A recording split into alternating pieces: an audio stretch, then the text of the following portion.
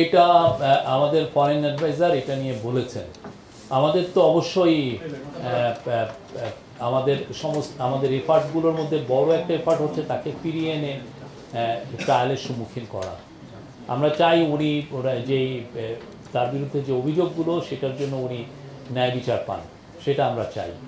এটা আমাদের এই গভর্নমেন্টের একটা টপ প্রায়োরিটি। যেমন আপনারা দেখেছেন যে আল জাজিরার যে ডকুমেন্টারিতে এসছে, তারপরে বিবিসি যেটা ডকুমেন্ট, ওইখানে স্পষ্ট দেখা যাচ্ছে যে ওনার রোলটা কী ছিল। উনি অর্ডার করছেন যে কীভাবে লেথাল ওয়েপন ইউজ করতে এই প্রোটেস্টারদেরকে খুন করার জন্য। তো এইটা তো আমরা এই বিষয়গুলো এখন পুরো সারা বিশ্ব জানে মানে উনি কী করেছেন।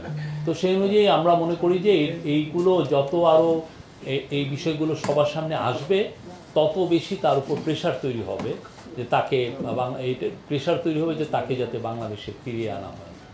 আমরা আশা করি একদিন না একদিন সে ফিরে আসবেন এবং এই ট্রায়ালের সম্মুখীন হবেন।